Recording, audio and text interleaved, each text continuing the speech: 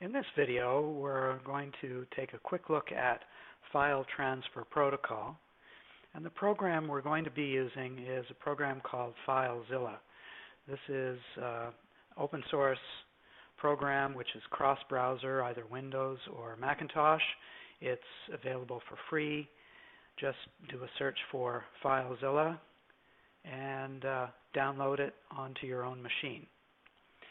When you start up Filezilla, it's going to come up with kind of a somewhat confusing window.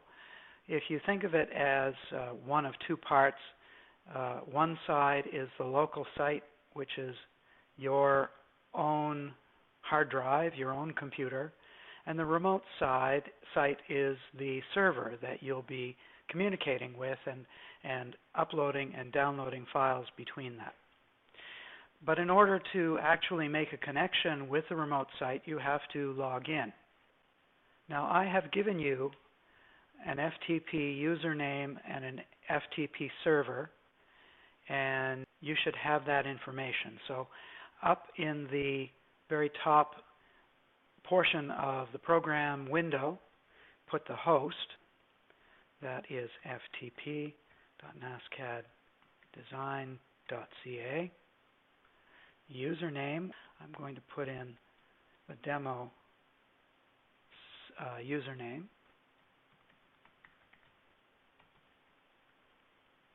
And the password.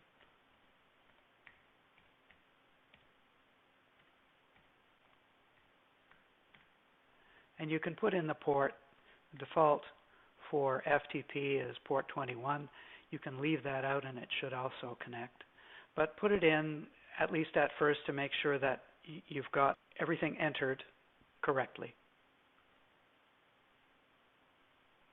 And you can see here that we're in. Now, I'm really not seeing a whole lot here. I have a connection to the server. The directory is empty. The listing is there, but the directory is empty, and that makes sense because I've just set up these things for you. And when you put something in, it will show up the next time you log in. How to find your files. If your files are on the desktop, you should be able to find them. This may be called student. In my case, this is my personal iMac, so my username is MBL. I'm going to go down the list until I find, let's see, Documents, NASCAD, Teaching, DSGN2510, and here's my website here. If I click on that, I will then see a complete listing here underneath. And these are all the files that are shown, let's see, in this directory. We're seeing them here.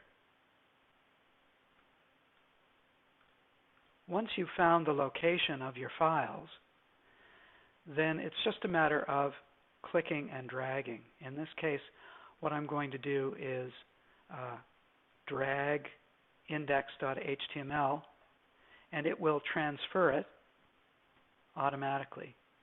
And you can test this then by going to your browser and putting in the location of your particular server. So that's nascaddesign.ca/demo. Now I could also put /index.html, but the server is configured so that index.html will come up automatically if I don't specify an actual page name.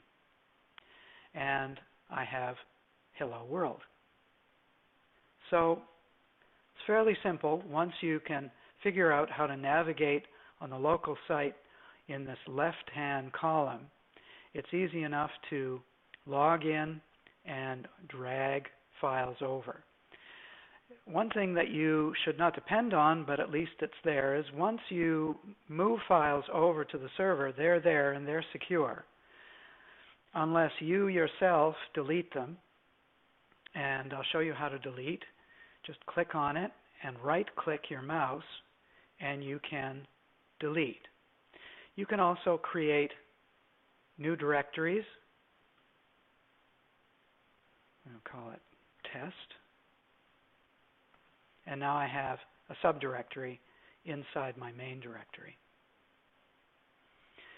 This thing up here, this is a link to go up a level. Now I'm at the root level for this account, so I can't go any further up. But if I was in test and I wanted to back up to the root level, I just double click on that and it takes me up to look at the root level for this account. So that's a little bit about Filezilla.